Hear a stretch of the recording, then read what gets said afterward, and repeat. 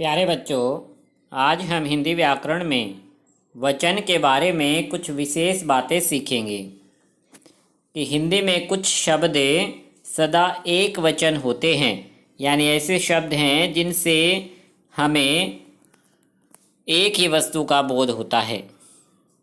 जैसे वर्षा, जनता, चाय, दूध, पानी, सूर्य, आकाश। ये इस तरह के शब्द हैं बच्चों, इनसे हमें एक का ही बोध होता है। अब वर्षा आती है तो यही कहा कि वर्षा हो रही है।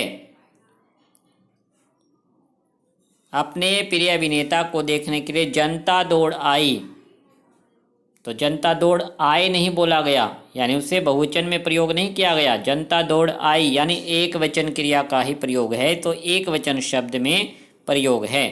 तो वर्षा हो रही है नहीं कहा कि वर्षा हो रहे हैं, क्योंकि वर्षा शब्द बच्चों एक वचन में प्रयोग की जाती है। तो ये ऐसे शब्द हैं जिनका प्रयोग हमेशा एक वचन रहता है।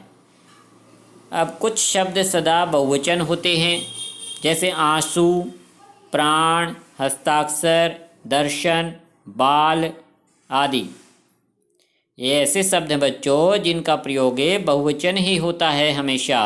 जैसे मैंने आधार कार्ड पर हस्ताक्षर कर दिए, तो हस्ताक्षर कर दिए शब्द से ऐसा महसूस हो रहा है मैं कि हस्ताक्षर जो है बहुवचन शब्द है।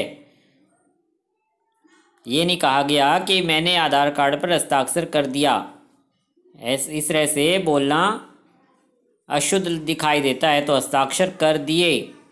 विमान दुर्घटना में उसके प्राण बच गए। अब प्राण तो वैसे तो एक वचन है, लेकिन ये बहुवचन में प्रयोग होता है हमेशा ही कि प्राण बच गए। एक विशेष बात और याद रखना बच्चों कि आदर देने के लिए बहुवचन का प्रयोग किया जाता है, कि यदि हमें किसी को आदर सम्मान देना है तब एक वचन शब्द भी बहुवचन में प्रयोग होता है। जैसे पिताजी सैर करने गए हैं। अब पिताजी तो एक ही व्यक्ति हैं, एक वचन है, लेकिन उनको सम्मान देने के लिए हम कह रहे हैं कि पिताजी सैर करने गए हैं। डॉक्टर राजेंद्र प्रसाद भारत के प्रथम राष्ट्रपति थे शब्द से लगता है कि वो एक से अधिक हैं, लेकिन बच्चों डॉक्टर राजेंद्र प्रसाद एक ही व्यक्ति का नाम है जो कि भारत के प्रथम राष्ट्रपति थे। उनको सम्मान देने के लिए ही एक वचन को बहुवचन में प्रयोग कर दिया जाता है। तो ये कुछ विशेष बातें थी बच्चों वचन के बारे में।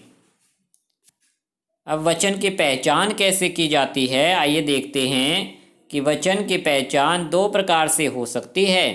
एक तो संज्ञा या सर्वनाम शब्द को देखकर, जैसे घोड़ा दौड़ रहा है, घोड़े दौड़ रहे हैं। तो घोड़ा, घोड़े संज्ञा शब्द है, एकदम से पता लग रहा है हमें कि घोड़ा एक वचन है, घोड़े बहुवचन है। इसी तरह से सर्वनाम शब्द को देखकर कि वह खेल रहा है, वे खेल रहे हैं, तो वह एक व्यक्ति है या एक बच्चा है, तो एक वचन। वे एक से अधिक का बोध कराने वाला सर्वनाम है, तो बहुवचन है। तो इस तरह से संज्ञा या सर्वनाम से वचन की पहचान हो जाती है।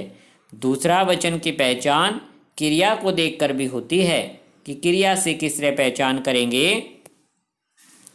शेर दहाड़ रहा है, शेर दहाड़ रहे हैं।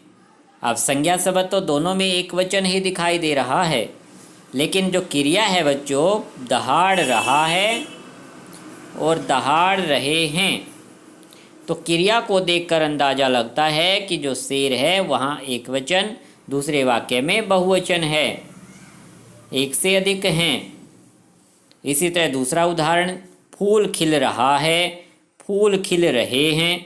तो क्रिया जो रहा है, रहे हैं, इनसे पता लगता है कि यहाँ पर फूल एक वचन है और इस वाक्य में फूल बहुवचन प्रयोग किया गया है, यानी एक से अधिक हैं। तो इस तरह बच्चों क्रिया जो वचन शब्दों की पहचान होती है, क्रिया को पहचान कर, क्रिया को देखकर। तो यहाँ तक आज आप रिवाइज करना कि वचन के विशेष बातें और वचन की पहचान कैसे होती है।